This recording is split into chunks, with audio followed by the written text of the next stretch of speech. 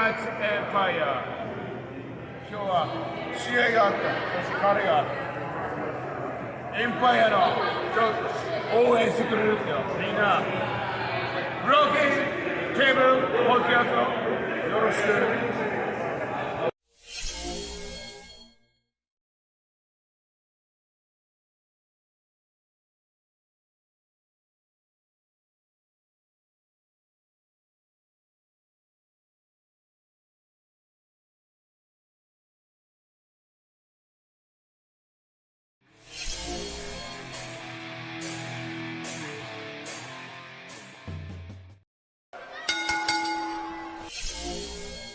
Yo, what's going on, everybody? Welcome to the Broken Tables podcast. I am your host, Jeffrey Vegas, here as always with our Broken Predictions champion, King Rome. How you doing tonight, sir? I'm doing excellent, Jeff.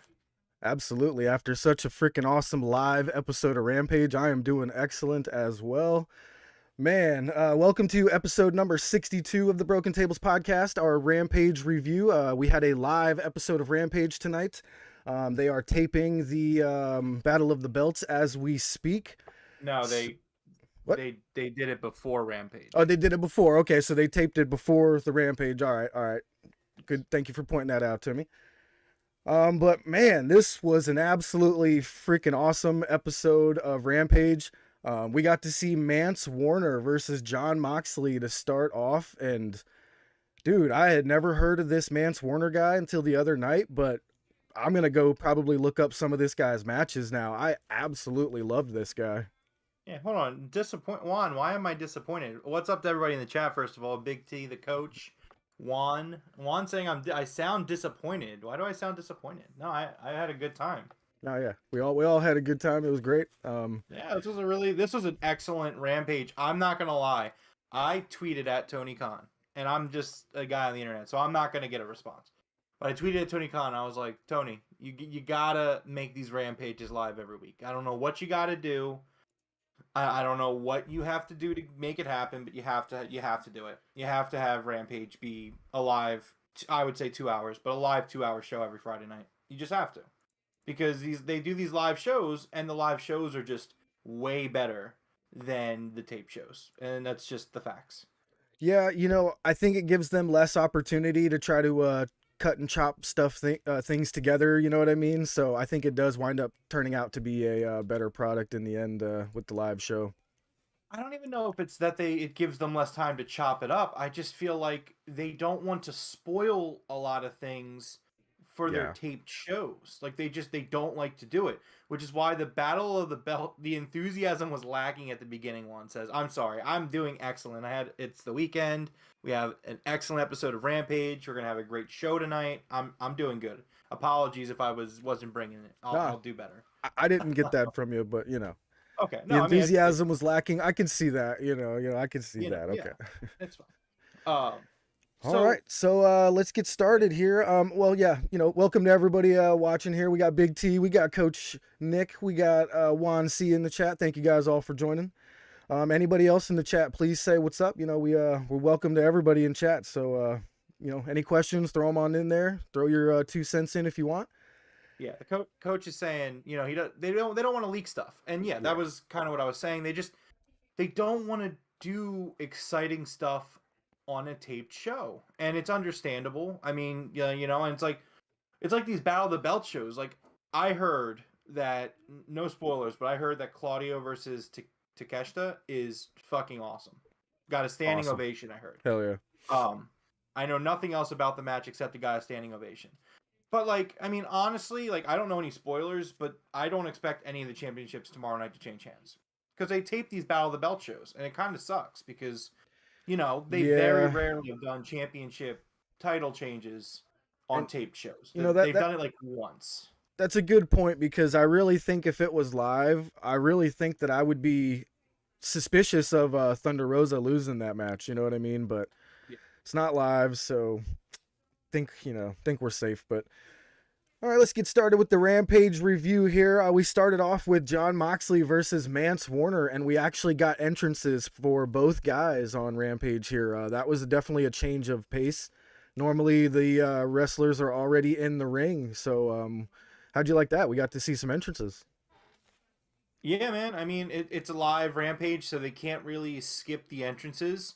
I mean, again, these live Rampages, looking back on it, there were 7 segments tonight as opposed to the taped Rampages have about 13. So, I mean, they did the entrances because they do it live. And again, there's just a level of excitement. Entrances in wrestling are really important. We've seen it for years. It's if you don't get an entrance, like, number one, it kind of devalues you. Yeah. That's just the way it's looked at.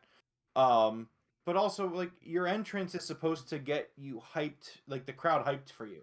So it's like the fact that we got to get an entrance for Vance Warner, like, I thought that was, or I'm sorry, Mance Warner, not Vance Warner. It is Mance, M, like with an M as in Mike. Yeah. Yeah, I said V the first Oh, time, okay, like okay. Vance. But so I loved this match. I thought that this match did everything the way that they needed to do it with the characters they had in the ring, if that makes sense.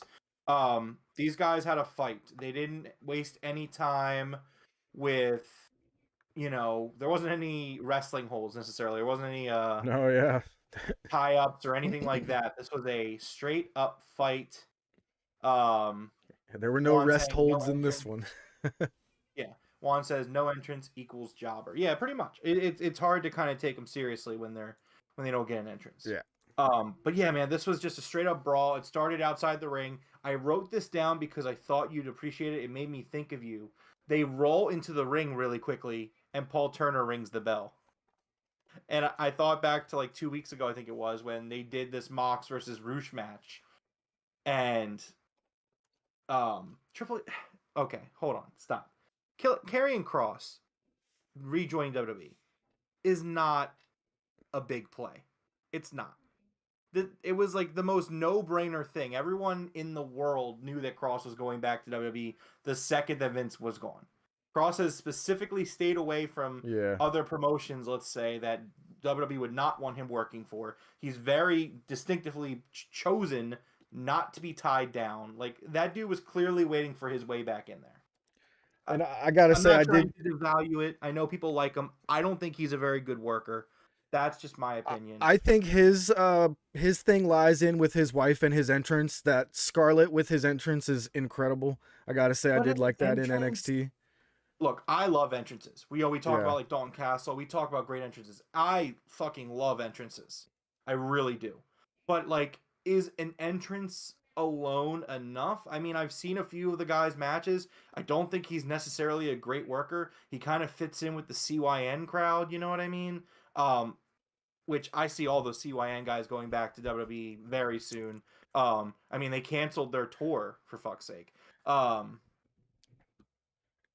Yeah, Yeah, I was letting you read so that for those one. that are not listening live, I dropped what I was saying because in the chat, Juan was saying, "Oh, big Triple H making the big plays." Big T likes Cross and Scarlett. Look, I love the entrance. It's a really cool Yeah. entrance, but I've seen Cross in the ring, and it just does nothing for me. I I think don't really care about it. they handcuffed him with that WWE style. I think Triple H is gonna let him do what he wants to, and it's gonna be. I Yeah. actually have a really interesting conversation planned for us, and maybe this conversation I get shut down very quickly. We're gonna do it later. I have it written down. I think it's a somewhat interesting thing to kind of think about, but we'll get to it. It's kind of about this. Okay. It's a surprise, Jeff. You don't know what this is. Well, this match with Moxley and Mance Warner was absolutely freaking fantastic. We got a little bit of blood from both guys. I gotta tell you, Mance Warner reminds me of like Stone Cold mixed with one of the Briscoes. Like if you took one of the Briscoe brothers, either one, it's fine, and mixed it with Stone Cold. Like that dude is, I love his character. I love he was wearing cowboy boots that were like, not even trying to be wrestling boots. They were straight up cowboy boots. I'd love to see him and Hangman maybe do something together one day in the future, you know? So I just want to kind of stop because Juan has a question. Sorry, Jeff, to derail this. So Juan's asking me, did I watch NXT? Serious question. Serious answer. For a time, yes. During the Black and Gold era, yes. I think that Triple H did an excellent job. And again, full disclosure, I have always considered myself a Triple H guy. I love Triple H. I really do. Like if you see like 13-year-old me, Triple H posters all over the wall. Like he was my guy. I would get into arguments.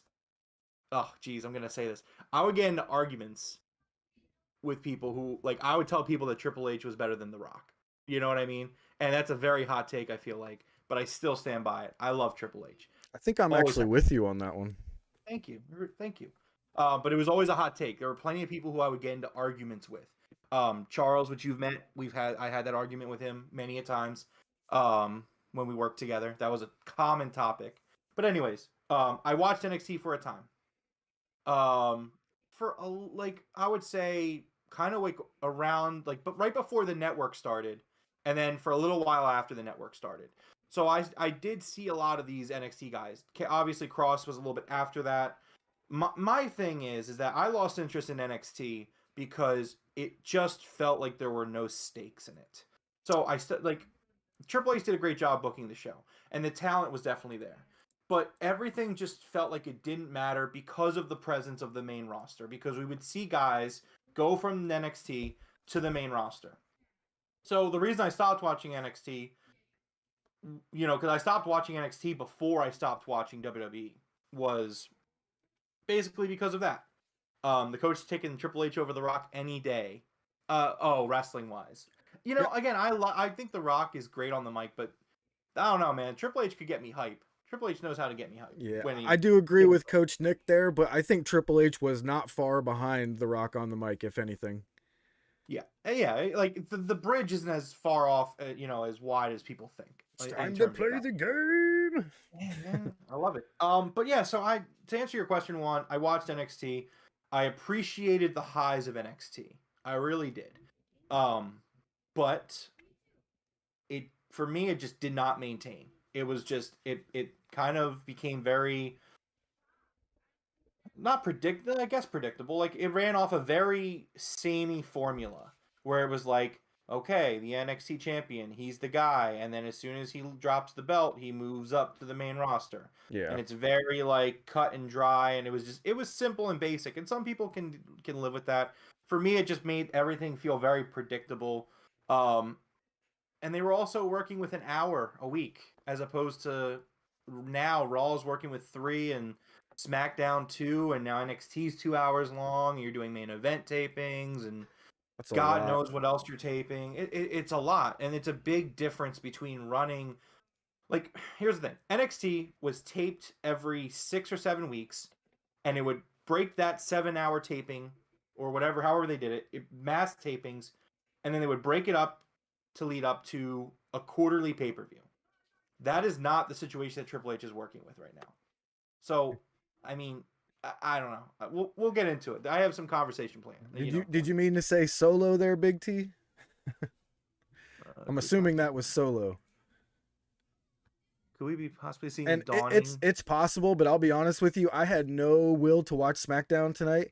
I even left the house, went and got something to eat, and when I came home, I was like, oh, 9:55, okay. I was like, I'll flip it on and see what's going on. And to their credit, the moment I flipped it on, Drew McIntyre called Roman Reigns the tribal queef, and I immediately laughed my ass off on that one. That was pretty funny, and I don't think they would have ever said that with Vince there. Fart joke. So that was pretty good. So like with Big T's comment, right? Like, I don't know, man. I don't know, because like, and Jeff, you can back me up on this. Since Vince McMahon's been out of power, I've watched the product. It's not the show. That much better. There's just a couple of changes. It's really not. Like, we watched SummerSlam, and I don't know where Jesus, you go on Twitter and like, you would think SummerSlam was like the greatest wrestling show of all time. Yeah. Like, the way people are acting. Like, look, like Meltzer gave almost every match on that card, I think, like 4 stars, and I don't know what he was smoking, because like, there's no way that Bianca and Becky was 4 stars. No, not at all. Nowhere close. Yeah. Well, like, it's like a 3.5, like 3.5, and like, I don't know, but people were talking about it like it's like the greatest show, and I just didn't think that. And then I watched the first 45 minutes of Raw the following night, and like, there was some changes, but in general, it wasn't it like I didn't think it was very good.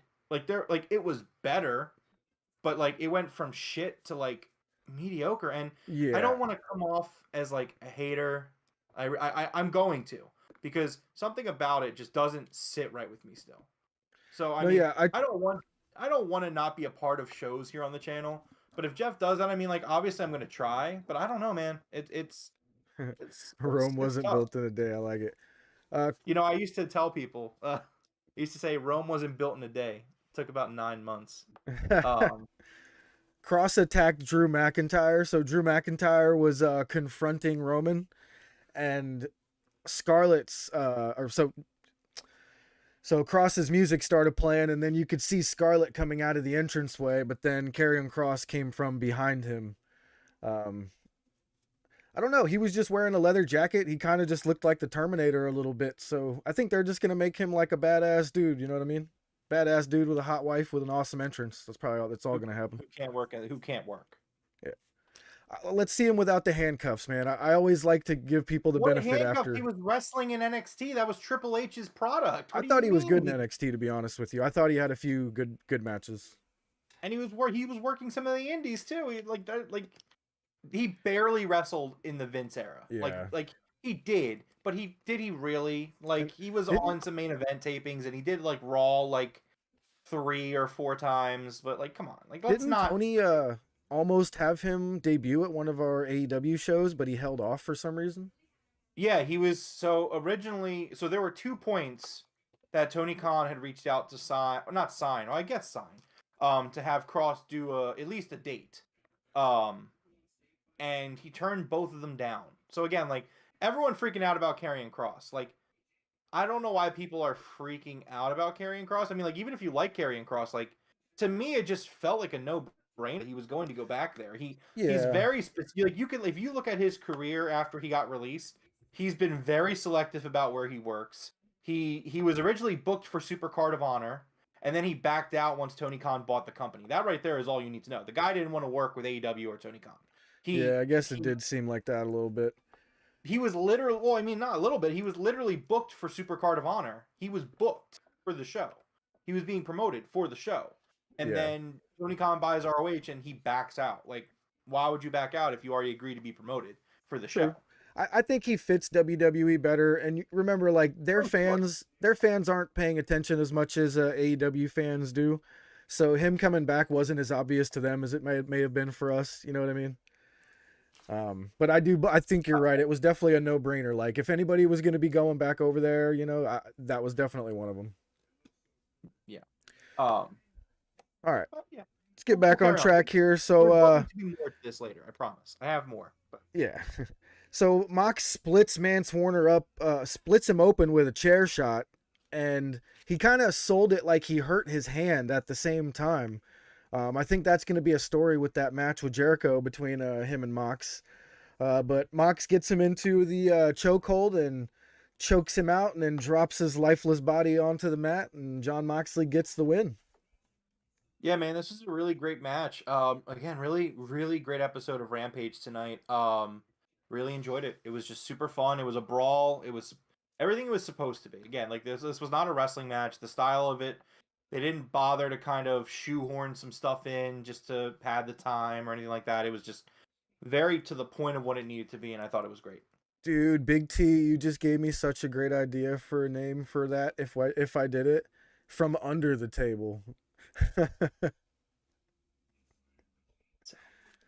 That's funny. All right. Next up was a video package that I absolutely fucking loved with Ricky Starks and The Factory with QT Marshall. Dude, Ricky Starks, this was essentially filmed on Wednesday. He was still selling the injury from getting smashed through the mat by Willie Hobbs. And they kind of are trying to recruit him, it looks like. He offers him protection for free, says it's on the house, right? And he's like, I don't need your protection. And he looks over at Nick Camarado, who is dressed absolutely ridiculous in a blue tracksuit. I do not know what was going on with Camarado over there, but that was hilarious. I loved this whole segment. Ricky Starks get the hell away from me, and walks off. So it looks like he's going to have some sort of an issue with the factory coming up here, huh? Yeah, I think that at first I thought, man, that's kind of an interesting thing to move Ricky into. But then I thought about it for a few seconds, and I was like, oh, you know what? Actually, so this is a really good first feud for him. I think that him as a babyface, this is something we haven't seen before. He's been a heel the whole time he's been in AEW. And I kind of like jokingly in my head, I was like, I get like the Factory are just going to be Team Taz. They're going to be the guys who are kind of like in there to help people transition or people debut. And for the record, there's nothing wrong with that because at least you're doing something. It's not like the Dark Order where you're just not doing anything. The Factory is doing stuff. It's okay if they lose all the time. That's just their place. But I thought this was a really good segment. It was really nice to have Ricky and Solo kind of go off their past a little bit. I don't know if we're gonna do the Factory and Ricky before Hobbs or after Hobbs. I mean, maybe they push the Hobbs rivalry back. You never know. I mean, maybe save that for something else. I mean, we have a month until All Out, so maybe they try to hold that till All Out. I mean, probably. But yeah, I thought this was a really great segment. I thought Ricky was amazing in this segment. He gave me like, again, like people say this a lot. He gave me Rock vibes. He definitely gave me like, I felt like I was watching like a very young Rock. Yeah. Post Rocky Maivia. Yeah. But yeah, I thought it was great, and I thought that the Factory's great. I do like the Factory actually quite a bit. I think they have a lot of interesting talent in that faction, and now that they have Cole Carter there, it adds a new dynamic to them. But yeah, it's cool. It's very cool. Yeah, absolutely. All right, next up was Konosuke Takeshita versus Ryan Nemeth. Man, I gotta say, it was really nice to get to see Ryan Nemeth outside of BTE for once. Oh yeah. I know he's on Dark and on Elevation every once in a while, but it was very good to get to see him on some live television, whether it be Dynamite or Rampage. I think he's the perfect jobber for a Rampage, you know what I mean? Oh, definitely. I also want to point out, props to Konosuke Takeshita. Oh yeah. The guy wrestled twice in 1 hour. Yeah. We're not going to talk about that, and like they're not going to be able to use that as a talking point because Battle of the Belts filmed tonight, but it's in canon. It's going to be tomorrow night. But yeah, I mean that's impressive. You like, especially considering, again, I don't know what happens in the match, but I heard it was a very good match that people gave a standing ovation for. I can't wait for that. Yeah, I'm looking forward to it. Yeah, absolutely. But yeah, this is exactly what it needed to be. I mean, Konosuke looked incredible. This guy's on a year excursion to America, which, I mean, usually these excursions from Japanese wrestlers, it's only a year and then they go back to Japan. I don't want this guy to go back to Japan. No, yeah. I want him to stay here.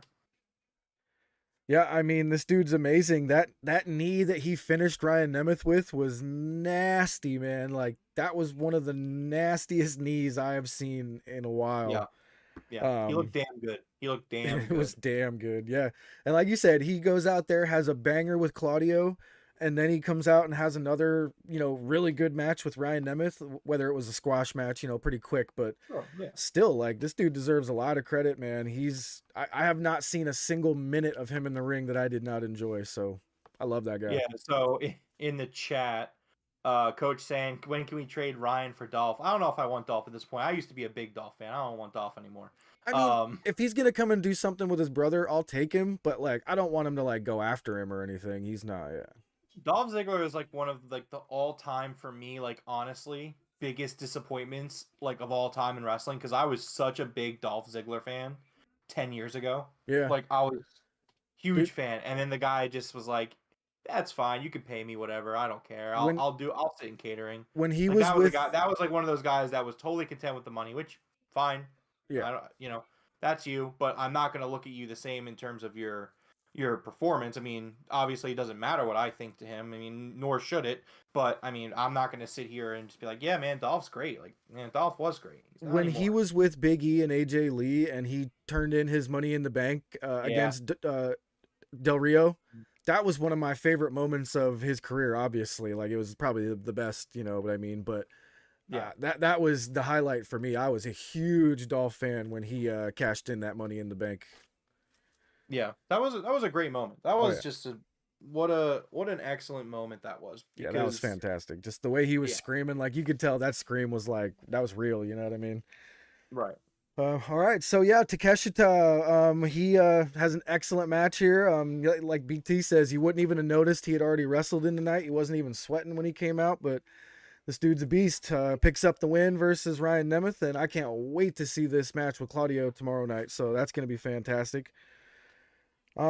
Next up, we got to go backstage into the medical room where we see the best friends with Orange Cassidy on the table, and Orange Cassidy's having his knee looked at by the doctor. The best friends start talking about the trios, and sounds like they're gonna go after this trios tournament. What do you think? Yeah, I think so. So Jeff, let me ask you something. How you doing, Jeff? I'm doing excellent. Would you say that Orange Cassidy deserves to be in the trios tournament and win the trios championship? Absolutely. Okay, well that's progress. We're making Oh, progress. Dude, right after we got off the other night, I came up with the perfect example for, someone that I would like to compare him with that I don't think ever won a world championship, but I didn't look it up. Okay. So X-Pac, right? That dude never won a world championship, right? No, but I would not put X-Pac in the same I'm just saying, like, category as Orange Cassidy.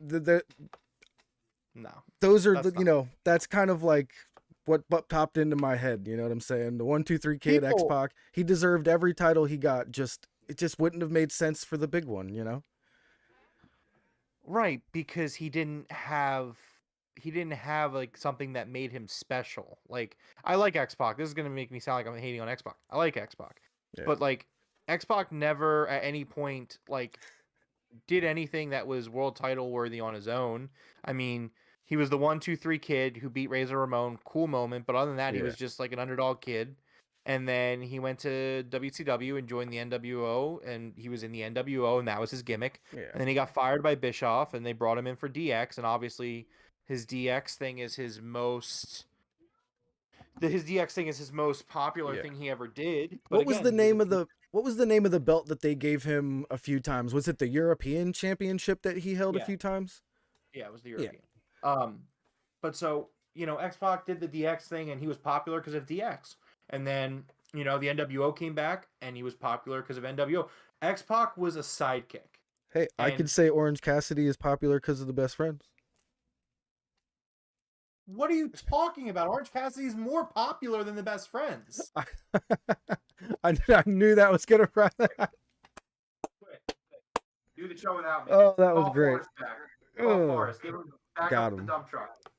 This is ridiculous. I'm not even. I refuse to even be on camera right now. With that was probably one of the worst takes. Obviously said to get you riled up. Come on, get back over here. Entire fucking life. That was like, and yes, Juan, X-Pac is overrated. X-Pac and Kane was cool though. Yes, I agree with that too. Yeah. Orange Cassidy is more over than the best friends. I agree.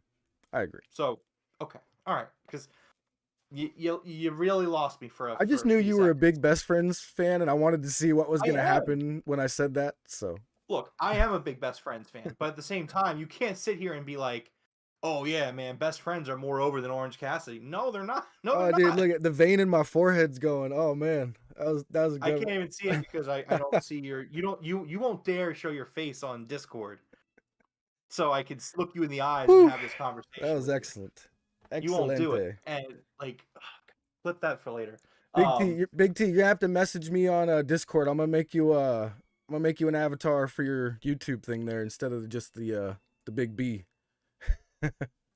No, man. It's funny because I watched this segment and now all like when I see Orange Cassidy, I just think like Jeff doesn't believe in this guy, and that's wild to me. Like, he just doesn't believe in him, and I'm just like, no, I would love to see them win the trios. I would love to see him win that All Atlantic Championship or even the TNT.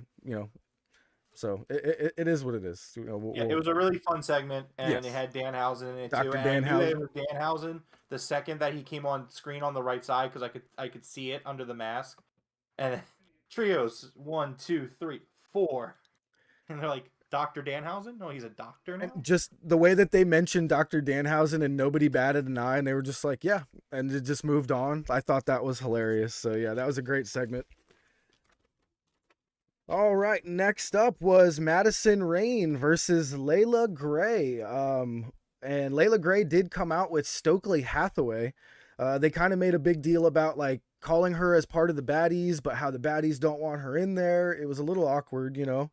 I mean, not awkward. I don't think that was the right word. I think the situation with her and the baddies is a little awkward at the moment, but I think they did clear it up, you know, a little bit better here. They Was it did. confusing? What's that? Why were you confused by it? Because of that week she was supposed to wrestle with them and she didn't show up. I never heard anything about that, so I thought maybe they had changed directions and not had her with the baddies at all anymore. You remember where it was supposed to be a 3v3 and then it was just all of a sudden a 2v2? I remember that, but I'm pretty sure they said on commentary she just wasn't cleared to compete. I mean, she probably had the Coco. Oh, gotcha. I just, for some reason, I thought, I wasn't sure if she had, you know, not been with them or anything like that or something. Yeah. Layla Gray needs to never wrestle again. I don't think she's that bad. I don't think she's that bad either. I don't know where the confusion came from, but it is what it is. It's fine. No, I mean, this storyline's kind of going in the same direction it's been going. Layla wants to be in the baddies. Stokely wants Layla in the baddies. Jade and Kira do not want Layla in the baddies. So this match, right? Like, people are going to say this match was a bad match. And I think that I was watching this match and I realized about halfway through what the purpose of this match was. This match was Madison Rayne, who is the new coach of the women's division. Mm-hmm.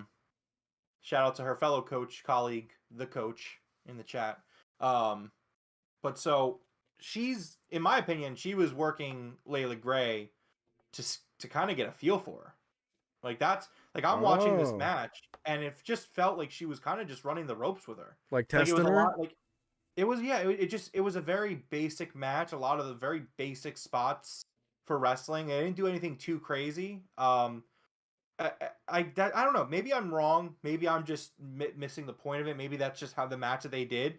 But I mean, Layla hasn't had a lot of tests in AEW.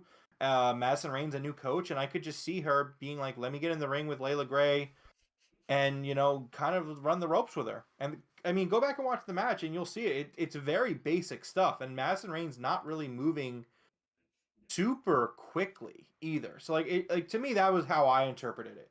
We were talking a little bit because actually towards the end of the match, I ran in here real quick to get the lighting set up, and I was like, yeah, this match is just her kind of running the ropes and kind of getting a feel for Layla Gray. And like, I don't want to say it was a tryout, but it was essentially probably a tryout. Yeah, I don't think Layla Gray is that bad.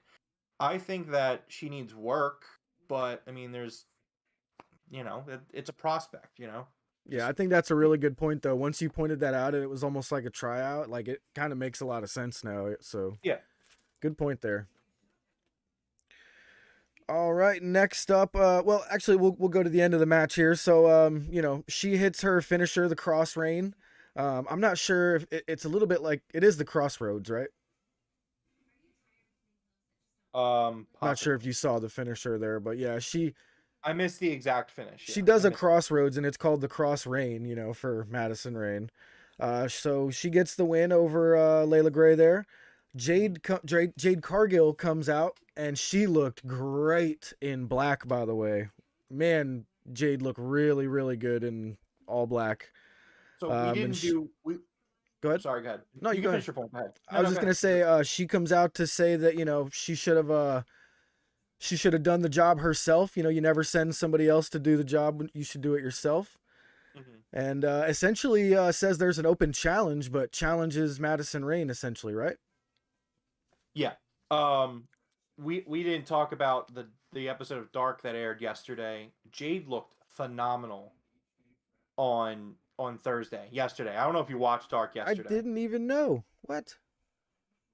Did you watch Dark? I didn't get a chance to. Work was nuts. Yeah, they did an extra episode of Dark. It was actually pretty good.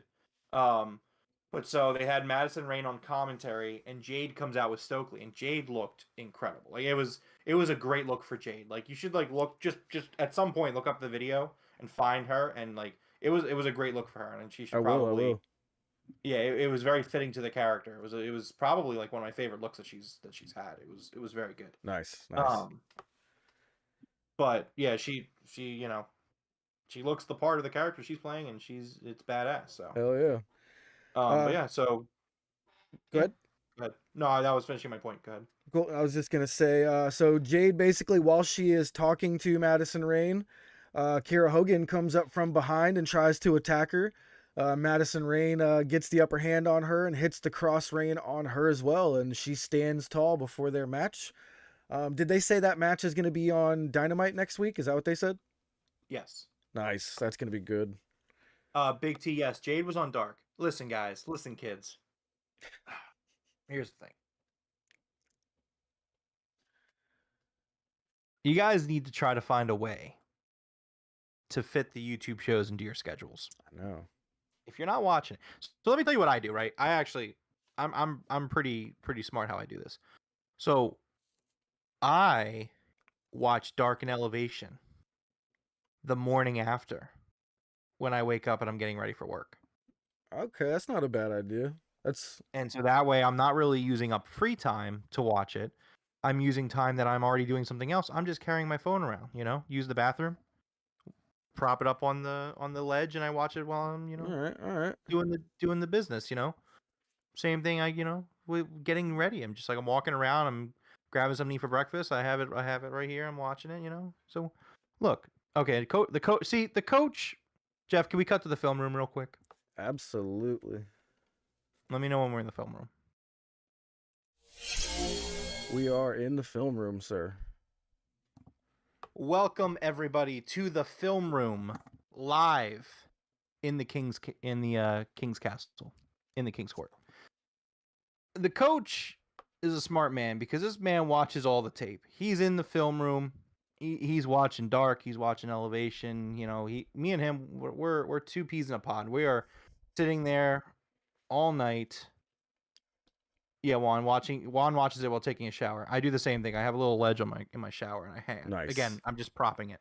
Anyways, me and the coach, we're always watching the tape. We always know what's what. So yeah, this has been an episode of the film room with the coach and Rome.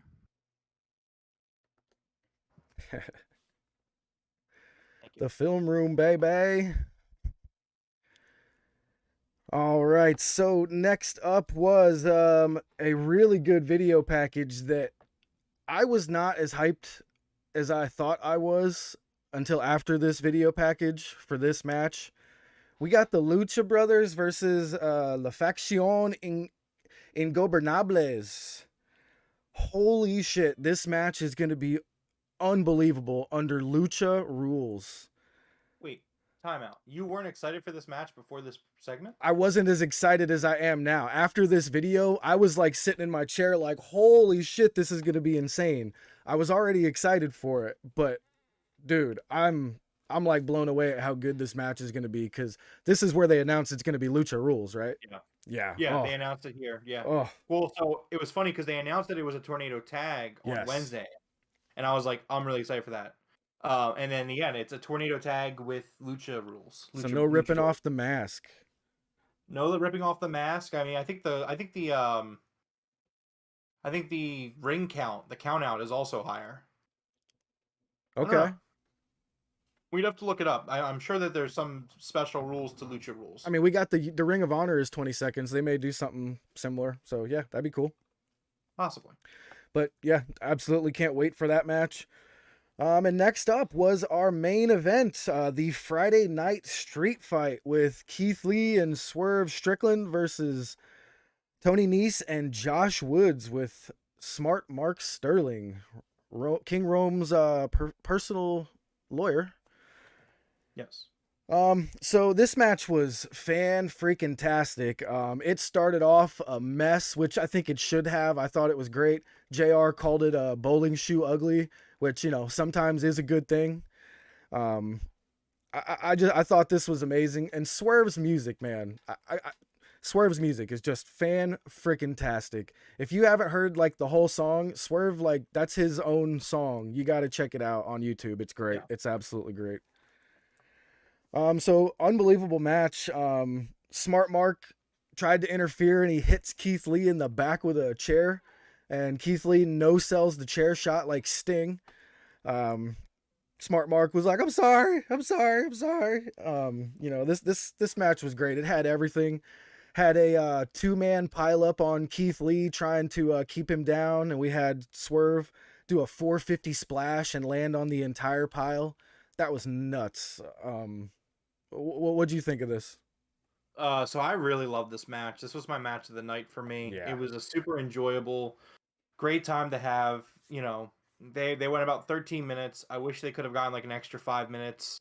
But live Rampage, you got to do what you got to do.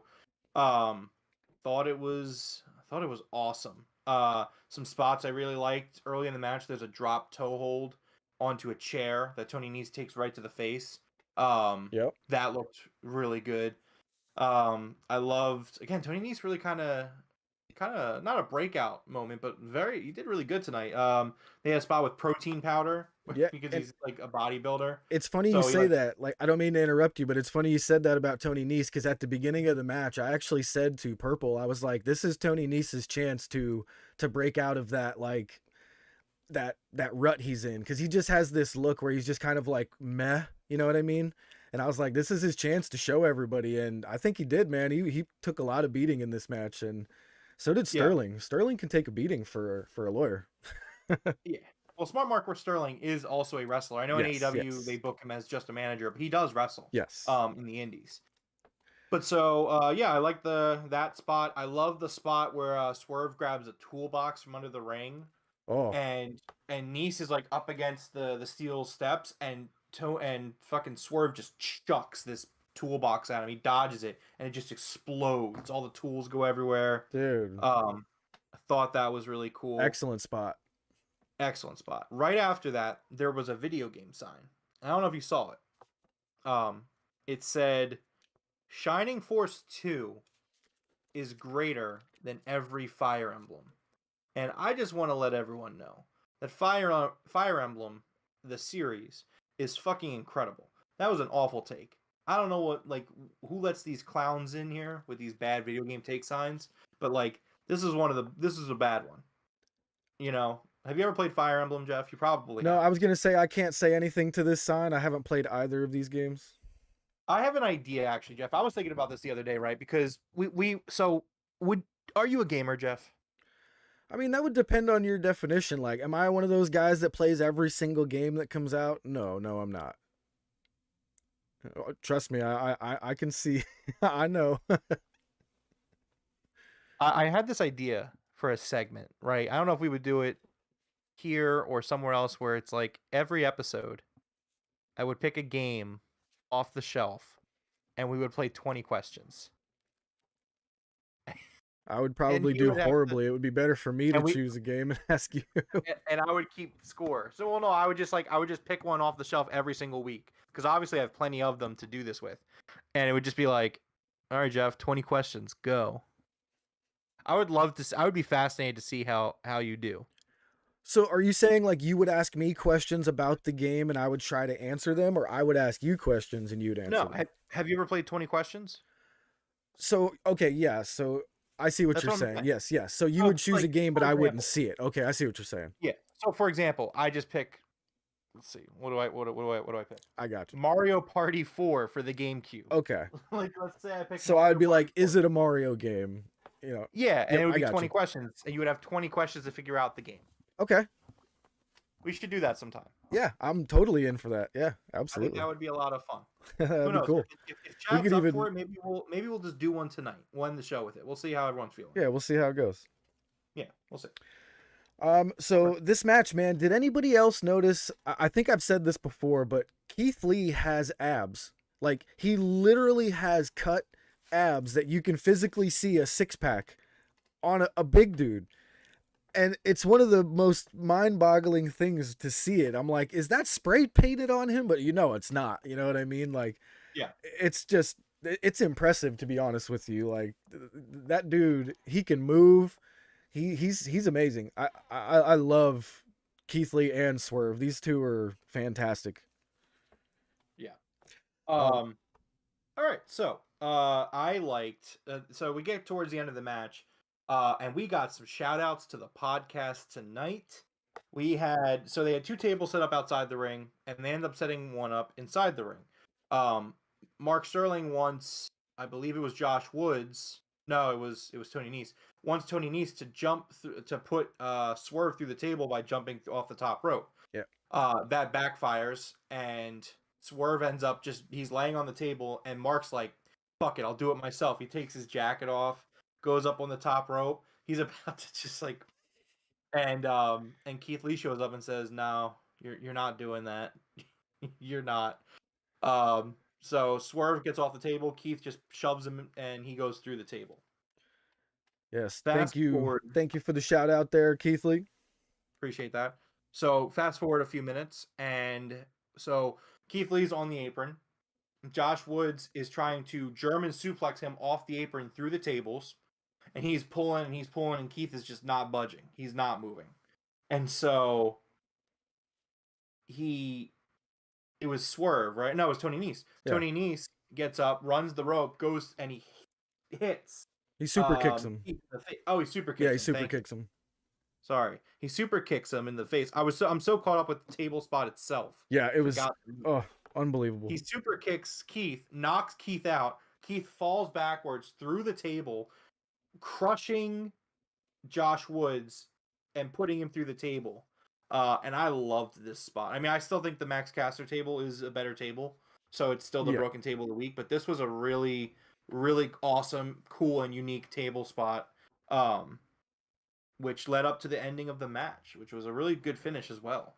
Yeah, I'm gonna put up another video of that one. I'm gonna do Broken Table of the Week runner up because it's too good not to post. They put out some good footage of it, so I can use it already. Yeah. Essentially, Josh Woods was trying to German suplex him after the super kick. He gets the German suplex, and they both just go through. There's 2 tables next to each other, and man, that was an amazing table spot. Thank you again for the shout out. First, Keith gave us the shout out. Now it's Josh Woods, but Keith was involved in both. So, Keith Lee, thank you very much tonight, sir. I thought this was a great finish. Swerve gets the win there with a big finish on Tony Nese. Hits him with a backdrop onto a pile of chairs. Goes up to the top and does his coup de grace. I forget what Swerve calls that one, man, but that coup de grace he does looks nasty. So yeah, great freaking Friday night street fight. I absolutely love this match. My match of the night as well. So yeah, shout out to everybody involved in this one. Good job on Tony Nese for standing out a little bit finally. Yeah, it was an excellent night of Rampage, and this was an excellent match to main event the show. Yeah, for sure, Nick. That'd be sweet. Clickbait it. Click Keith Lee with a shout out to the podcast. That's a great idea. Great idea. Yeah, right. All right. So, I have 2 kind of conversation starters. I don't know how long they're gonna go, but we can do those first, or I could do the preview for next week next. What would you prefer to start? Yeah, with? let's do our previews for what we're gonna see next week. All right. Well, just a reminder: tomorrow is Battle of the Belts 2, and that show is going to have 3 title matches on it. We're going to have the Ring of Honor World Championship. Claudio Castagnoli defending against Konosuke Takeshita.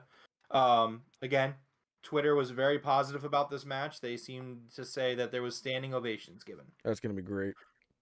AEW Women's Championship. Thunder Rosa defending against Jamie Hayter. Again, to your credit, I think that if this was live, this match would be a much more enticing, exciting match. But it's probably going to be a Thunder Rosa win here. I would expect that. And then finally for tomorrow night, we have Wardlow defending his TNT Championship against Jay Lethal. Nice.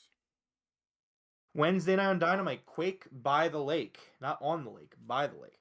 The coffin match, Brody King versus Darby Allin. Oof. A tornado tag under Lucha Rules, the Lucha Bros versus Andrade El Idolo and Roosh. TBS Championship, Jade Cargill versus Madison Rayne.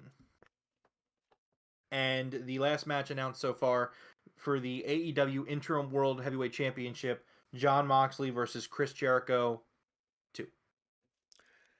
Man, this whole next week is gonna be nothing but bangers, man. Holy shit.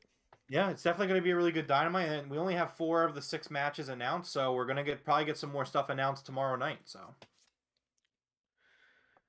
Man, I think Tony Khan even said it. He said, there's somebody else sitting in the chair across from me now, so things are gonna be a little different. So it looks like he's stepping the game up, man. It's good to see.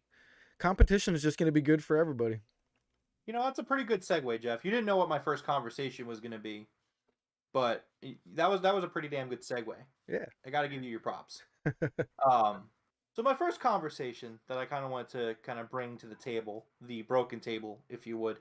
So there's been a lot of doom and gloom, I feel like, about AEW the last few weeks, right? Like, so Triple H takes over in WWE, and like, maybe it's just because I spent a little bit too much time on Twitter. Maybe that's what it is. But it just feels to me like there's a general consensus of like just doom and gloom for AEW. And it just isn't the case, And we were talking about it a little bit in the Discord yesterday. Like AEW is doing very well, and they're going to continue to do very well regardless of what WWE is doing right now. They may not do it as well, because WWE's more established and been around longer. They might not make as much money or have the viewer amount, but in terms of their growth and the numbers that they're pulling in, I mean, the network's very happy with it. So we were talking about this, and for those that aren't in the know, WB/Discovery did their financial report yesterday, if you recall. So Brandon Thurston of WrestleNomics was talking about the upcoming TV deal for AEW. They expect it to be finalized between spring and fall of next year. He's saying that AEW will most likely get 3 times to 5 times what their current deal is. Nice. They're currently making $44 million off their current TV deal. So based off those numbers, they could be making anywhere between $130 to $220 million off their TV rights alone. Ooh. Another thing that I wanted to kind of bring up was, so I didn't watch the full presentation, but I caught like glimpses of the presentation. AEW's mentioned, like they're shown in the slide presentation more than once, which is definitely noteworthy because again, this is Warner and Discovery coming together like in this merger, and they're showing people what they want their product to look like in this presentation. The fact that they included AEW really tells you something about how they feel about the product. Yeah. And if you've noticed, the HBO Max does commercials during AEW shows. That's huge. They would not waste their money and time if they didn't think people were watching. Yeah. So again, I kind of wanted to get your takes on all this stuff. I think that I don't think this is going to be like a super long conversation because I don't think we're really necessarily in disagreement. But it's just something that I've seen a lot over the last few weeks. So I actually think it's funny you bring this up because I have a friend who he used to be an E fan. He's just over the years, excuse me, he's just over the years stopped watching. He's got like autograph posters on his wall of Ricky Steamboat, of, Roman Reigns. He's got a bunch of pictures and stuff of him with wrestlers and stuff. But he just doesn't watch, not because of like anything specific they did. He's just like, he's like, I just kind of grew away from them because it wasn't that good anymore, And even he tonight, I was over at his house. He mentioned, he's like, yo, what's up with everybody thinking that all the wrestlers are leaving AEW and going back to WWE? And I just started laughing, dude. And I was like, where'd you hear this? He's like, bro, it's all over Facebook that everybody's going back to the E because of Triple H. And I was like, yeah, Triple H is in charge, but unfortunately, most of the guys that these people are talking about are locked up for about 5 years till 2027. So I was like, don't worry about it. People are just assuming things. They're just like, oh, everyone's going back. And I'm like, you forget the fact that there are contracts. You know what I mean? Yeah, and I think it's funny. I mean, number one, even if the people that are locked down, you don't know what's going to happen in the future. Like, just because Adam Cole's really cool with Triple H, like, for all we know, Adam Cole might stay with AEW. He might in 5 years be like, you know what, I'm really happy here. I'm going to stay. Like, yeah. I think it's kind of asinine just the way that these fans act. Like, it's just, again, I thought it was a decent conversation point. There's been so much, I feel like, meltdown where it's like AEW is going to be just fine. I mean, the last 2 weeks we've seen it. Like, they're putting over young talent. Like, AEW is going to continue to rely on solid, very strong booking to elevate itself. Like that's just what it is. And I do think competition it makes everyone better. I think competition's a good thing. And I know I sit here and I come off as very critical of the change of power in WWE. I understand that. But I think one, it's way too early to be singing the praises as much as people do. I think it's quite frankly, I think it's laughable. And there are some people who have just like to really turn on a drop of a hat. I saw people on Twitter, Jeff, who were saying, "I'm not watching AEW anymore because I was just waiting for WWE to get better." And I'm like, that's kind of It's like, what?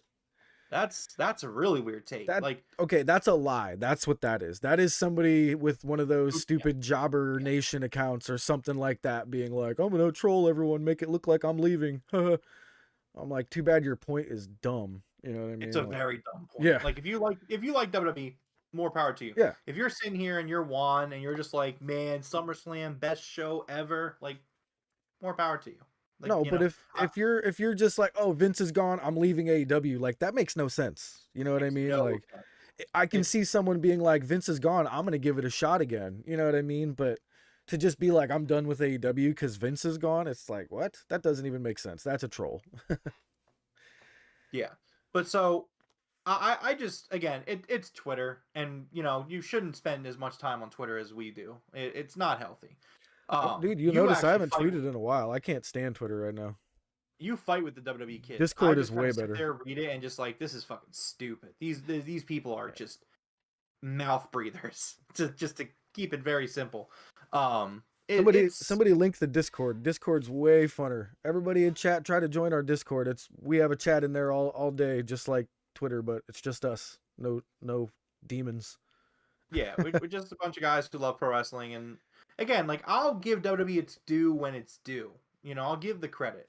I don't mind doing that.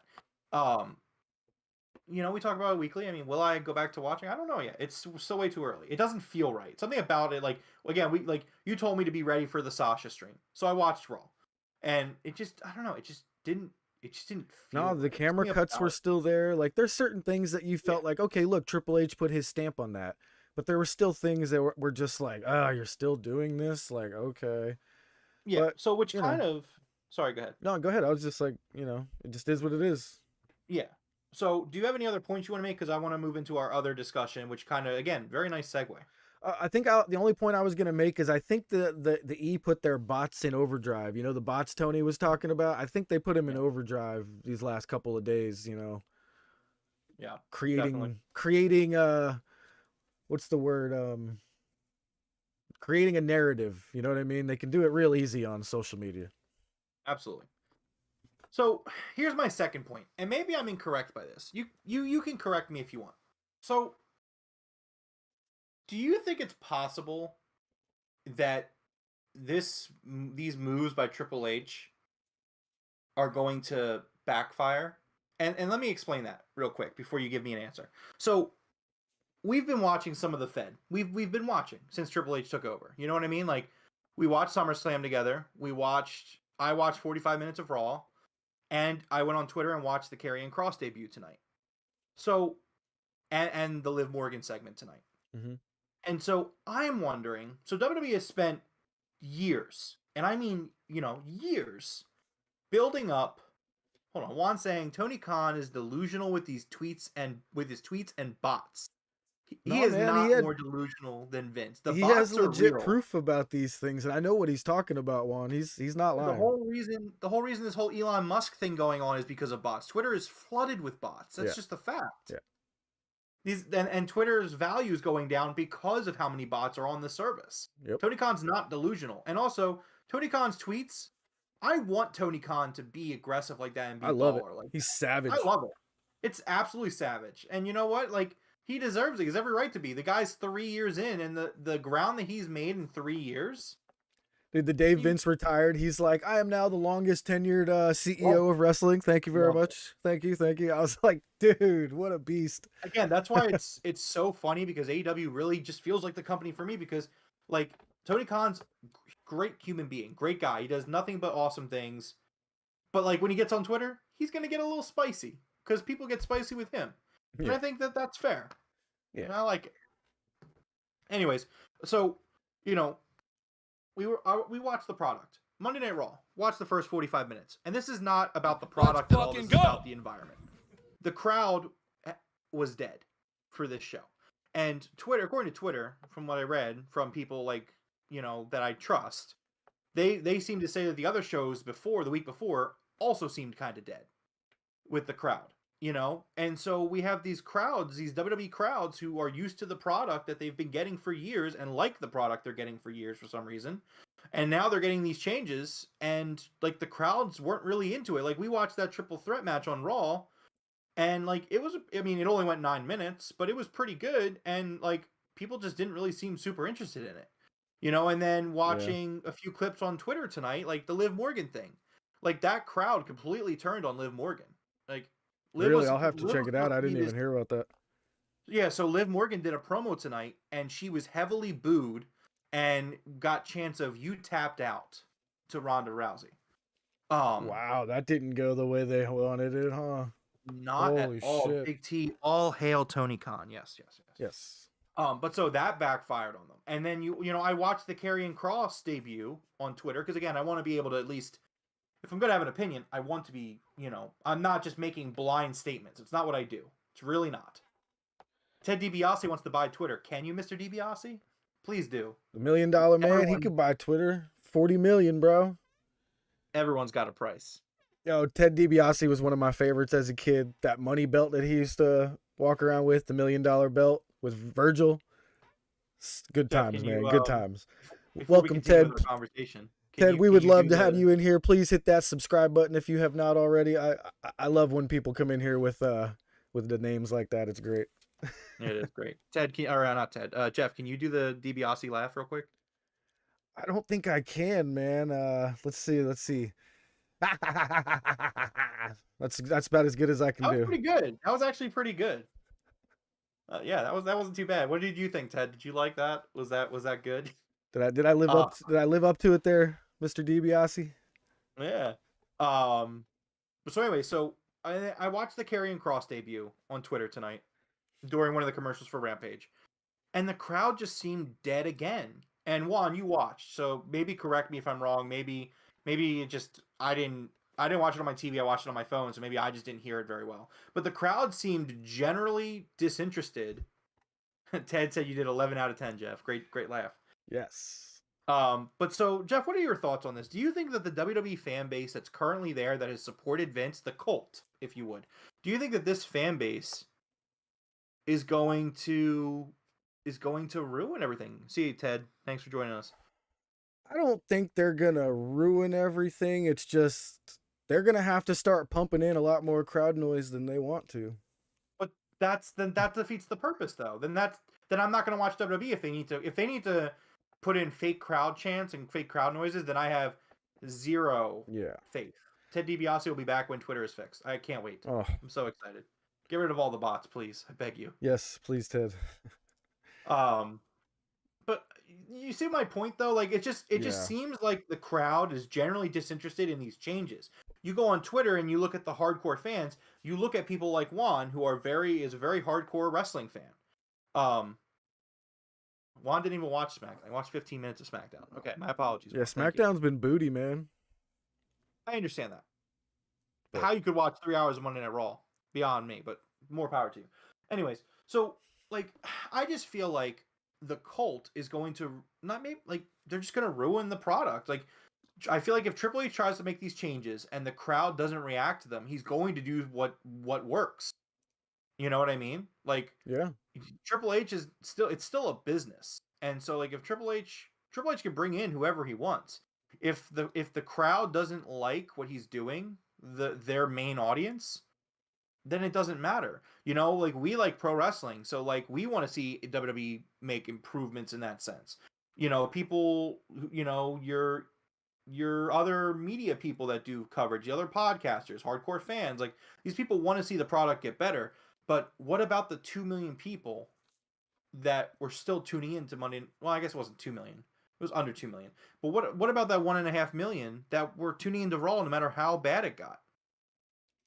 Yeah, you know, it's I don't even know, man. I don't know how there were that many people still tuning in when it was that bad. Um, it really feels like the ratings were off for some reason. You know what I mean? Like, but hey, Ted DiBiase, thank you very much for the subscription, sir. Thanks, man. Appreciate it. Awesome. Love when we get to get that trigger going on there. Thank you very much, Ted. You know, I just don't know, man. I think Triple H, if he's truly in charge and they're not just trying to sell the company and they're not just going after some optics here, we'll start to see real change in time. I don't think he just wanted to go and do everything all at once. You know, they've already started calling them the fans instead of the universe. You know, there's been a few things they've said wrestling lately and wrestlers. So there's a few things that I've noticed, but you know, let's give it some time. We'll see what's up. Sure. And again, I understand that, and I'm sure Triple H is going to continue to make change. Yeah. That's not what I'm saying. It's just I wonder if the fans are going to reject the change overall. I mean, like fans, the Liv Morgan thing that flopped. The Karrion Kross thing, it didn't seem like the fans gave a shit about Karrion Kross. The Raw crowd that I watched on Monday night was dead. Like it's just So it's the it should be a Karrion very Kross exciting thing, time. the Karrion Kross thing, he has hair now. So it was actually difficult for me to figure out who he was. I only knew because of Scarlett from Right, behind. that's what I'm saying. I think a lot of people had no idea who he was because they couldn't see him, you know, but I don't know about that. I mean, again, people know Scarlett. Scarlett's like Yeah. literally like the first thing you think of when you think of the character is Scarlett. yeah, but I'm wondering if the crowd kind of was a little confused and not, you know, I don't know. It just, I don't want to make excuses for the crowd. If Yeah, the I crowd don't either. didn't I don't like it, they either. didn't like it. Like again, like that's just kind of the way I'm going to look at. You have to look at it factually, and factually speaking, they saw Scarlett, and then Cross came out, and like you may not recognize Cross, but you should recognize Scarlett. I don't know, man. Again, like it was just an interesting thought that I had today because I keep hearing like there's so much excitement I feel like around the product, but I feel like it's a minority. I feel like the voices that are excited for WWE to get better, they're not the majority. At least it doesn't feel that way. And then I watch the product, and these are the people that buy the tickets. The people that buy the tickets are the people you should care the most about because they're the people that spend the most money on your product. That's just factual. Yeah. Every time, AEW comes to town, you and me, like we spend more money. Like we are top tier, and this is us. This isn't me being full of ourselves. This is just again factual. We buy every pay-per-view. We go to every live event. We Yep. buy all the merch. AEW is catering towards their top customers, as should WWE. So, like, if your live audience, if your crowds aren't getting it and aren't into the product you're putting out, like that's bad. Even if the product's better, like they won't care if the product's better. If the crowd don't care, then they're gonna do changes. They're gonna make more changes, and maybe not necessarily in the ways that people want them to make changes. Yeah, you know, it could go either way. I honestly think they're trying to sell it now. I think they've given up after this stuff with Vince on keeping it, you know what I mean? I think they're just going to take credit for putting it back into a decent place, and once it sells, they're going to take their billions and sail off in their yachts, you know what I mean? Yeah, that's true. I guess we'll see what happens. I mean, Yeah. All right. You got anything else for us? not in terms of wrestling. You want to try your hand at a game of 20 questions? Yeah, let's do it. All right. So I'm going to turn my camera off for a second because I have to grab a game. Okay. So let's see. All right.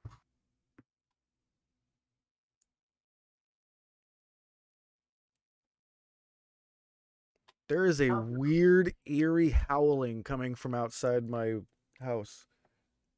Is it the wind? I don't know how badly I want to stump you here. All right, we'll start off pretty easy. I don't think Here, before you come back on, I'm going to answer Coach Nick. What the hell is going on with Naomi and Sasha? So they just announced that they're going to be bringing back the women's tag team tournament. That confuses me because I actually think that if they came back, they should just give them back their titles. But they're more than likely going to come back and be in the tournament. So we'll see on Monday for sure. All right. Real quick, I also wanted to show off my shirt because I know I always show off my shirts. I was gonna say, is that Pikachu wearing a Eagles hat? That's freaking awesome. Hell yeah, man! Pikachu is an Eagles fan. I don't Oh know yeah, if you he know. is. All right. I have a game selected. Allow me to. Let me.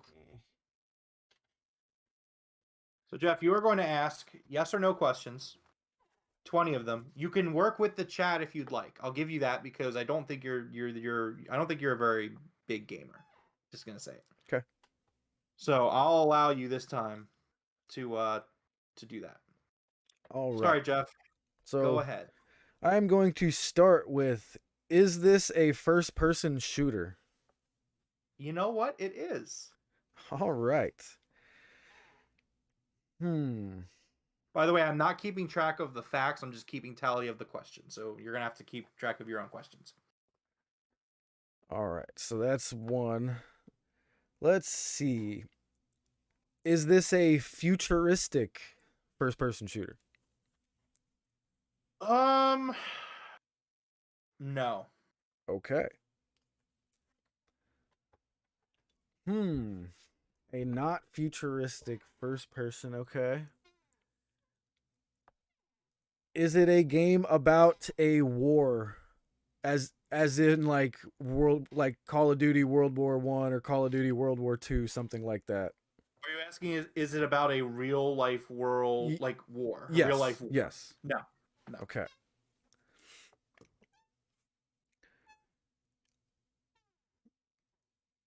Right. Let's see. Is it set in? Oh man, that's almost asking if it's the game. That's too easy. Do it if you want, man. Is it set in the world of Far Cry? No. No. Okay. Oof. No, Wanda. It is I need not some Black help Ops. from chat here, man. Let's oof.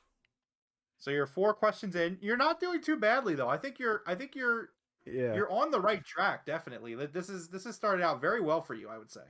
All right. Is it meant to be realistic? No. No. Okay. That's 5. The coach said Madden 01. First person shooter. I guess yeah, throw it. That's third person. All right. Do you have a robot companion? No. Ooh. Damn.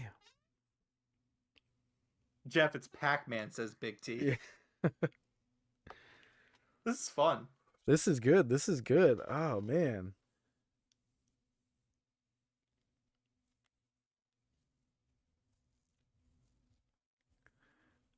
Oh. Oh, real quick, so just to say this, so if you take a guess, it counts as a question. Yes. Yes.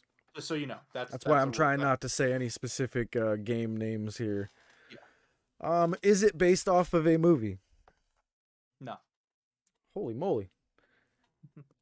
Okay. See, I think this is a well-known game. I thought I was going easy on you for the first. I'm probably gonna be mad if I get it wrong. Okay. Is it on all consoles? All consoles? Like, was it released on PC, PlayStation, and Xbox? Yes. Okay. It actually might have come to a. I don't want to say anything. I'm not 100% sure, so I don't want to give you false information. Okay.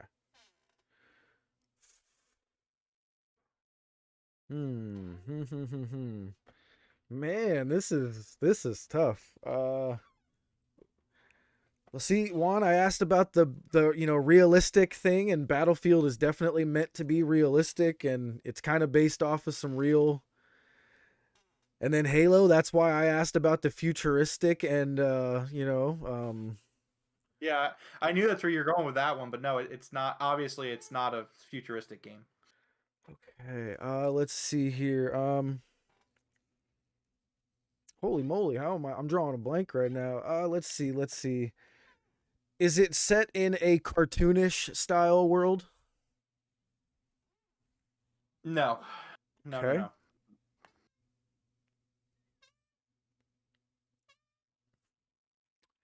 Man.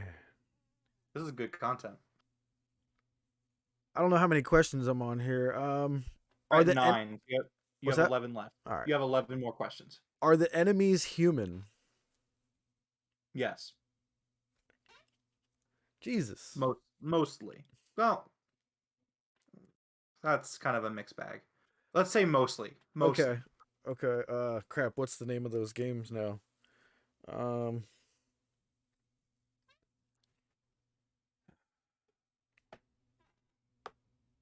CS:GO. I think that's kind of realistic as well. Rainbow Sixes is as well. Oh, I can't think of the name of these games. There's three of them. All right. Is there an enemy that's a large robot with like? Yeah. Is there an enemy that's a large robot? A large robot, not a robot, no. Okay. Hopefully you've played this game. You're not, because the trail probably really just went cold if you didn't play this game. But anyways, continue. Ooh, it's really You have 9 more questions. okay. I love just everyone in chat just like listing all of the first person. Yeah, shooters. coach, I'm definitely thinking along the lines of Destiny, but you know, I asked if you had a robot companion. I don't know if the ghost counts as a robot. Do you have a ghost companion? Not a ghost companion, no. Okay, so it does seem like you have some sort of companion. Now, Overwatch is definitely in the future. I would say Overwatch is in the future. No? Okay. Here, we'll use that as one of my questions. Is it Overwatch? No. Okay.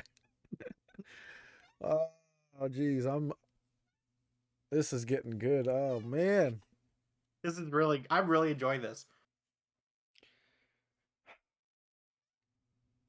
is it set in the Nintendo world?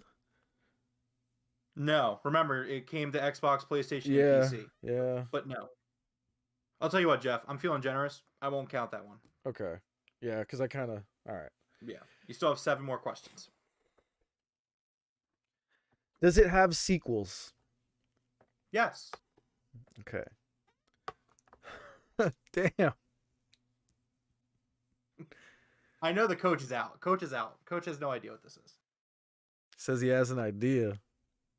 Oh, he has an idea. I'm not going to comment on what he says. I'm just going to smile. Jeff wants to pick a wrestler, and I guess. See, here's the thing, right? Like when it comes to like the 20 question thing, I'm really bad at it just because like I never know where to go with it. Does that make sense? Yeah. That's kind of where But I'm at anyway. right now. I'm like, oh man, where do I go from here? I've asked so many questions. Resident Evil is a third person, I believe. It's over the shoulder, right? Yeah. Yeah, the newer ones are first person though. Oh, are they? Yeah. I have not played any of the new ones, so. Village is very good. Village is good, yes, yes. I mean, people like Biohazard too, but Village, I really. Oh, you're right. Village was first person. Okay, I watched a lot of that.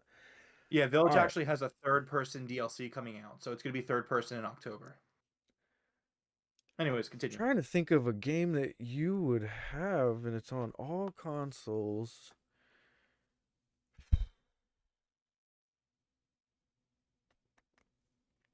I'm like so stumped right now. This isn't gonna help you, but would you like a hint? Yes.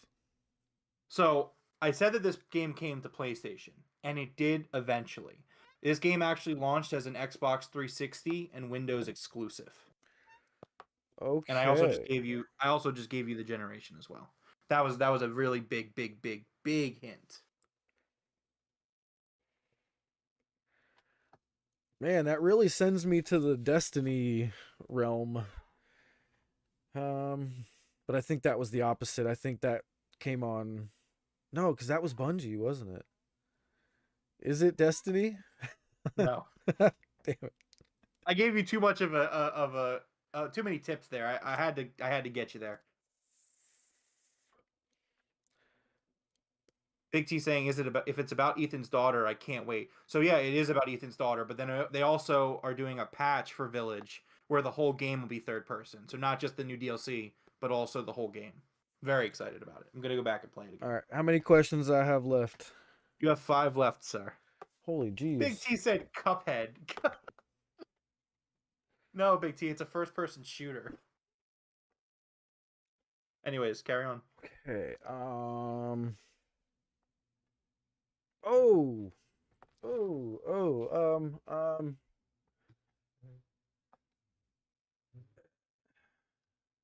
Oh wait. Okay. There's no movie. I asked about the movie thing. Damn it. I thought it was gonna be like a Doom for a minute. Question: are you using the internet, or you're playing the game straight, right? Yeah, I'm not. I haven't Okay. typed anything yet. I didn't think you were. I just wanted to. I honestly thought about it. I don't blame you. Anyways, Gears of War. That's another third person, I believe. yeah, that's a third person. Fantastic game though. Love Gears of War. Holy crap! I thought I was gonna do good on this one once I got that it was a first person shooter right away. I was like, oh, this is in the bag. This is not your typical first person shooter. People don't. I mean, like, this is a super well known game for gamers. But I mean, Oh no, that would have to be a futuristic game. what game? I was thinking Portal. Hmm. Are there portals that you go through? No. I didn't want to Oh. comment on your guess though. I just wanted to know what you were thinking. But no, it's not. There are no portals in this game. Are the guns realistic guns? Are the weapons realistic? What do you mean by realistic? Like, are they like AKs? Yeah, like Or like they're gun? No. I'm gonna answer this question. No, okay. they're not realistic guns. No, I see your question. All right, how many now. questions do I got left? You have 3. Wait, yeah, you have 3. Is it set in a post-apocalyptic world? This is gonna trick you, but no. So no, it's not. It's not what Big T just said. Ugh. The setting of this game is what's throwing you off right now. I'm gonna show it to you, and if you know it, you're gonna be like, oh yeah, okay. Anyways, go ahead. Is it set in the past? Yes.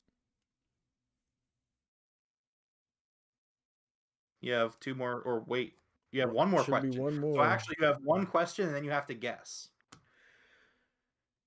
Yeah, I mean, that's where I'm at right now. That's not a first-person shooter, though. True, damn. Okay. Wow, I can't believe I didn't get. I feel like I'm not anywhere closer than I was with getting the first question correct.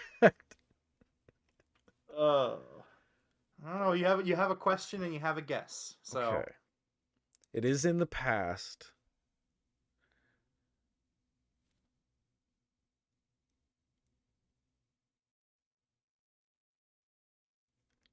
I thought of Doom as well. Damn it. Not set on a movie. Oh my god, I'm gonna be so mad when I don't get this.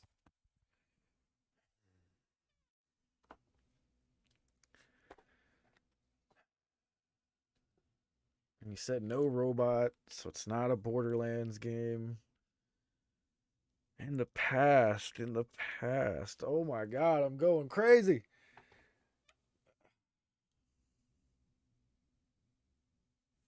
Xbox 360. Yep. Am I allowed to ask questions like that? I thought they had to be yes or no questions. Can I ask you like what's your favorite weapon? They generally have to be yes or no questions. That's what I thought, yeah. Yeah, they generally have to be yes or no questions. Oh man. I'm gonna say it's one of the Fallout games. That's all I can. No, it's not a post-apocalyptic world. God damn it! Hold on. I'm defeated, utterly defeated, in shambles.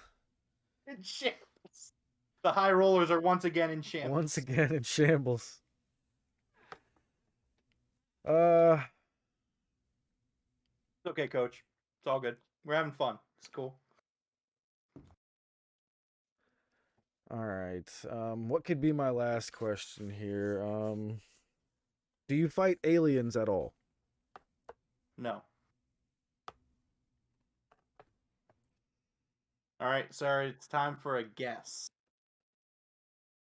I have not a clue. Like no clue whatsoever.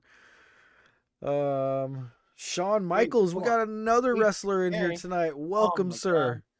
It's the Heartbreak Kid. It is the Heartbreak Kid himself. By God. Welcome, welcome. Please hit that subscribe button if you have not already. We would greatly appreciate that. Dude, I cannot believe that I didn't get anywhere near having even an idea. I was thinking Destiny for the longest time, but not being in the future and no aliens, that really shot it down.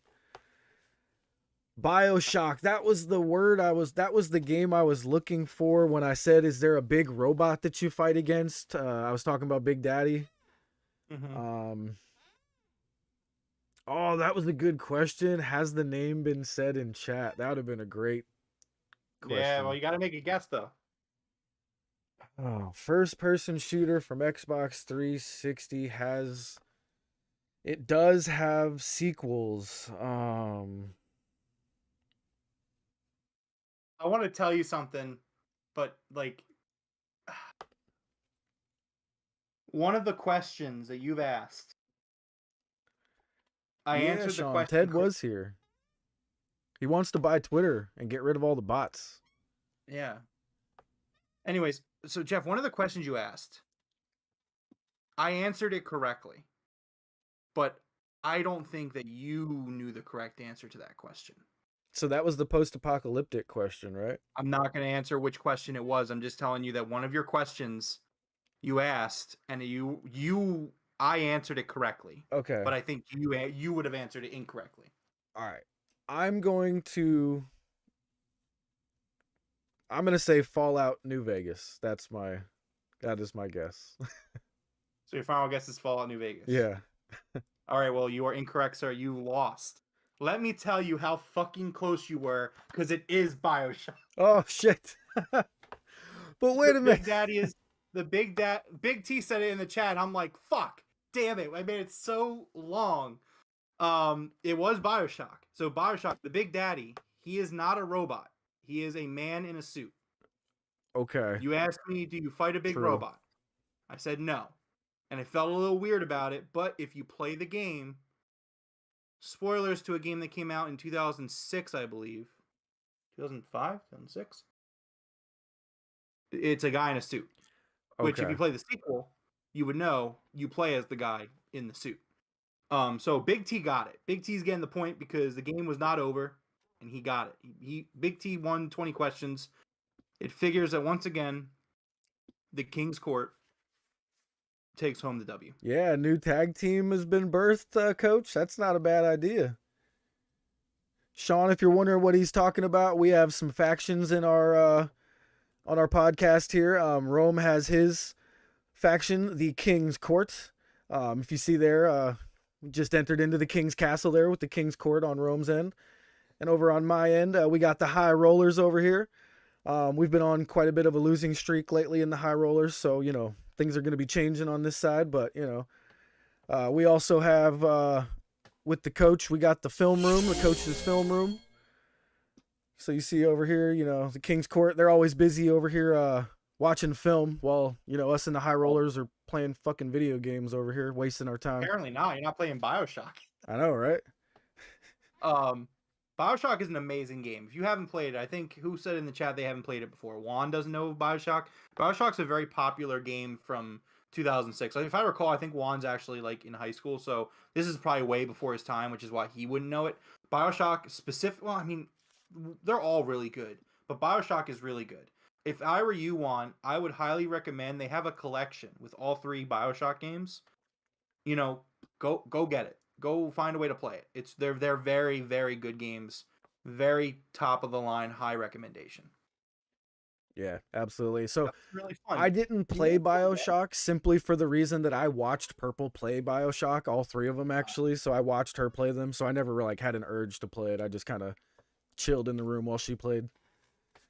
Gotcha. And I actually liked the third one the best because it wasn't like a horror movie. I'm not a huge fan of jump scares and things like that. And the first two, there were so many times that I'd just be sitting there watching her play and it would scare the bejesus out of me. And I was like, God damn it. So yeah, I guess it does have some scary elements. Yeah. But yeah, that was a lot of fun. Would you Dude, like to do one that was more? really, I love that actually. You want to do one more just for the hell of it? Oh man, do we want to do one more? Do one more. All right, let's do one more. Look, we'll do one more. It'll take like another 20 minutes, and we'll go 2 hours on the podcast. Yeah, this one will be 2 hours quicker about because I'll know the types of questions that I want to ask and got a better idea on how to do this. Okay. All right. Let me put BioShock back on the old shelf. All right, chat, be ready to help me out here. Okay, I gotta pick something else. Let's see what we got here. Oh, we should do movies. Yeah, man, we should start. That'd be cool. I have a pretty extensive DVD and Blu-ray collection too. That would be fun to do. Anyways, let me see. Yeah, Sean, did you hit that subscribe button? I'm not sure if you saw Ted subscribe. Check it out. Yay! All right, it'll show up here in a minute then if you subscribed. I haven't got the notification yet, but sometimes it takes a minute. All right, folks. The game has been selected. It is currently sitting right below the camera. Jeffrey Vegas, go ahead and hit me with your first question. All right. Again, I think I'm going to start with my same first question. Is this a first-person shooter? No, it is not. All right. So let's go to... Is it a third-person shooter? Third-person shooter, no. All right.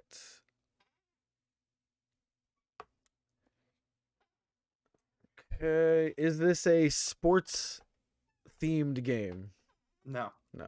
Okay. Could you imagine? It's Madden 05. Right? No. Is this game on the three major consoles, PC, PlayStation, and Xbox? No, it's not on all three. Okay. Is this an Xbox exclusive? No, it is not. No. Is this a PlayStation exclusive? No. Is this a Nintendo Switch game? No.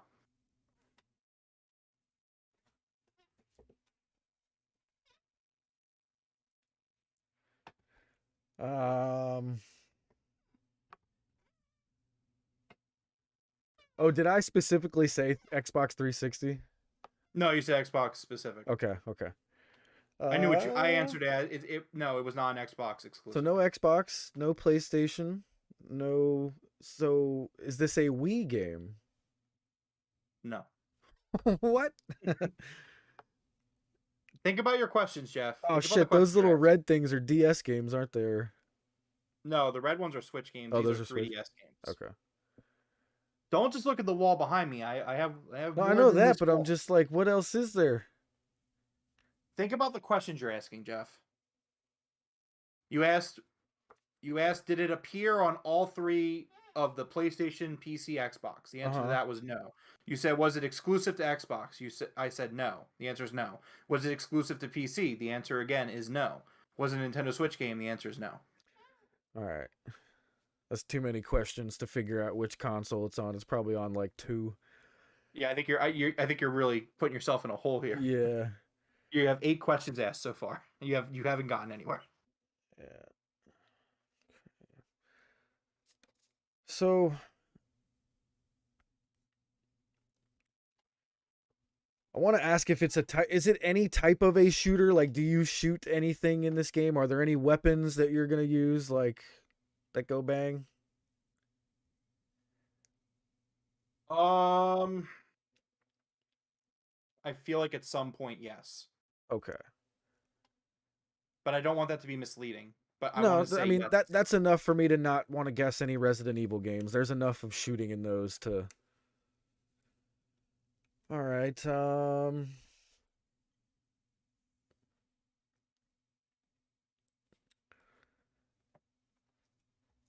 Is this a realistic game? No, no, I No. don't think so. Okay. No, well, yeah, let's go with no. No, not at all. I don't know why I even thought about it. Nice. No. Okay. Let's see here. This is a lot harder than I had imagined it would be, by the way.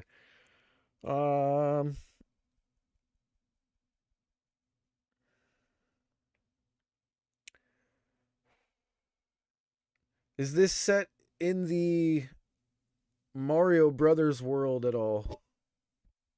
You said the Mario Brothers world? Yeah. No. Okay.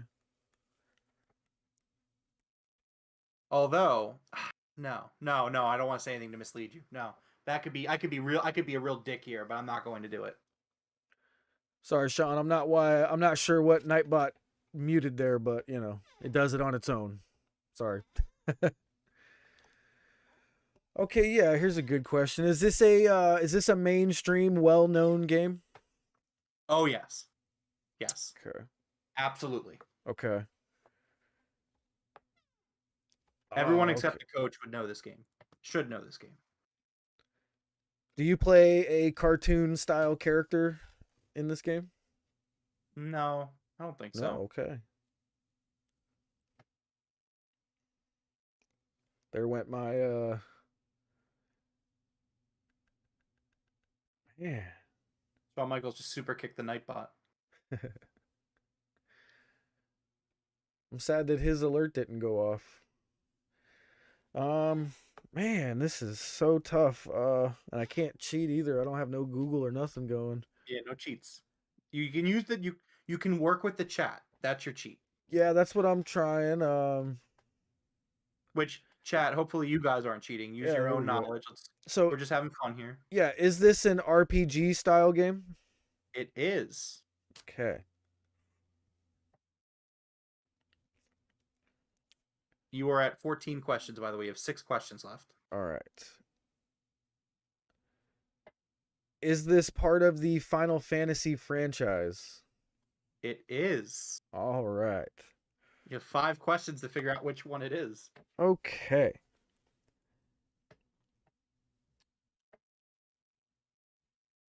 Oh. All right. Has this game been remade? It has. Okay. Is it the original? Actually, wait. No, it hasn't been remade. Okay. No, yeah, I don't want to mislead you there. That's a tough one, but no, this Okay. game has not been remade. Okay. Is there an actual sequel, or is it the sequel to one of the other Final Fantasy games? There's only one Final Fantasy game that has a sequel. Wait, are you asking if this game is a sequel? Is it one of the two games that are like a direct sequel? You're asking, is this game a direct sequel? well, or is it the original? You know what I'm saying? Like, It's a yes or no question. I can only answer yes or okay, no so question. I'll put it into two then. Is it the original of the sequel if it is? If that makes any sense? You're kind of asking 2 questions. Okay. There. So if you want to go down this road, that's fine. But you need to ask, is this a direct sequel? Okay, is it a direct sequel? No, it's not. Okay. Sorry, you were kind of asking like 3 questions. Yeah, I know. I didn't know how to answer it. So, okay. You have 3 more questions.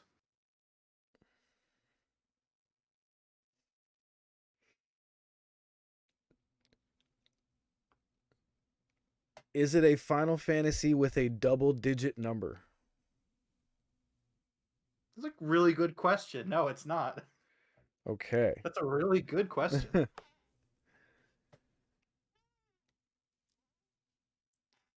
How many questions I got left?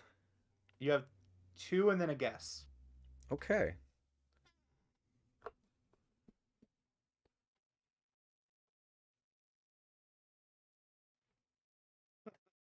No, we've already established it's a Final Fantasy, Big T, and I'm pretty sure it's one of two of the games here. Let's see.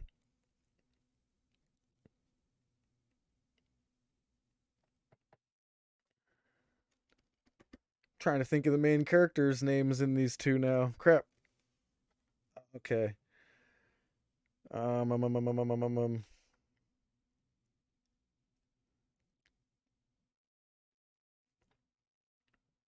Oh man, I'm trying to figure out what to ask. I got two questions. I have two questions and a guess, and I'm already thinking it's one of two. So Okay, so I'm try gonna to narrow it ask: down. is the number attached to it an 8? Is the number attached to it an 8? Yes. No. All right. I have a feeling you have one of the early versions that I'm not thinking of. Um. Oh. Oh. Okay. So I guess I'll just go with my other one that I thought it was, and if it's not, I might know the answer. All right. Is the number attached to it a 9? No. All right. So my guess is going to be Final Fantasy. I believe it was called Crystal Chronicles. No, you're incorrect. I'm Oh. sorry, Jack. You were so close. All right, so let me run you through it. Yeah, Coach, I love this. So I'm having Oh. such a good time doing this. I will play this for hours if everyone's into it. All right, Jeff. So let's run through your questions. You asked, was it an Xbox exclusive? This game has never been on Xbox. Mhm. Unfortunately, I would love for it to be on Xbox. Yeah. I would buy it on my Xbox in a heartbeat. You ask if it's a PlayStation exclusive.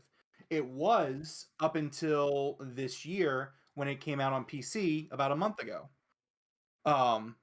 So therefore it was no longer a PlayStation exclusive. You asked if it was an RPG, you figured out that it was Final Fantasy. And this game is Final Fantasy VII Remake. So It's not a sequel. And this is where your questioning got really weird. I don't want to spoil Final Fantasy VII Remake, but Final Fantasy VII Remake does not follow the story of the original Final Fantasy VII. This is not a sequel. well, no, I did ask if it was remade, and that's But where this I was. wasn't remade. The That one original wasn't. one The original was, yes. right. So. That's you see where because I struggle with that question. Yeah. Because yeah. I said yes. No, that but was this fair. That's fair. This version was it was ported to the PS5, but it was Yeah. not remade. That is fair. Yep.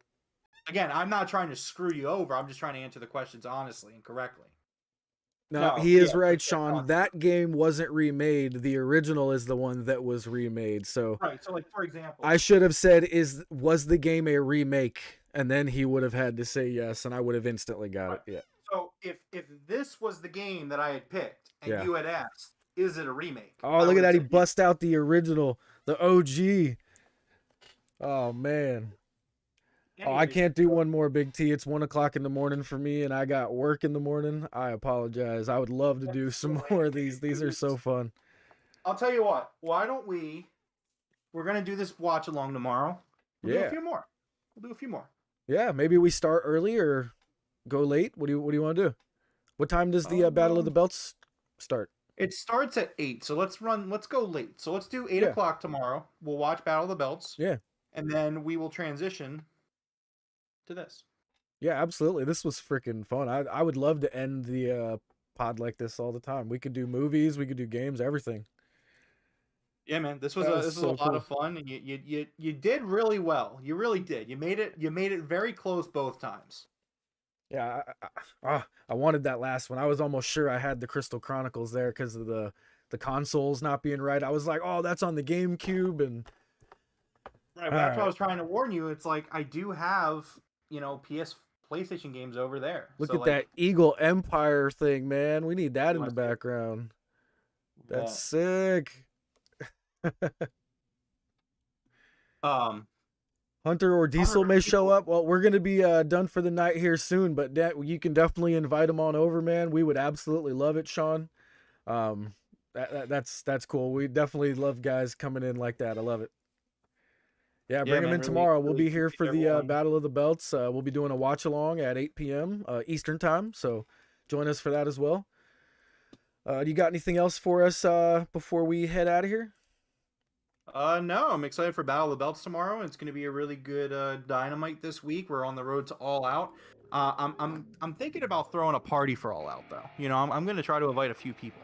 Okay. Obviously, you're going to be here. Purple's probably going to be here. I'm going to see who I can get to have fun with us. That'll be a fun night.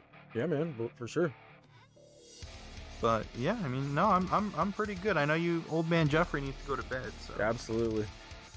All right, All man. right, well, Go ahead and close us out. All right. Well, this has been episode 62 of the Broken Tables podcast. If you enjoyed this episode, please consider giving us a like and subscribe, or a follow, depending on where you find us. Thank you to everyone in the chat who hung out with us tonight watching Rampage and then playing video game 20 questions. Jeff, you're gonna have to clip that. That was a lot of fun. That was. Big T Forrest. No, Forrest. Look, Forrest. That dude. Forrest is not invited to the party. Forrest is like one of the biggest party poopers of all time. Like this guy always he's always a letdown.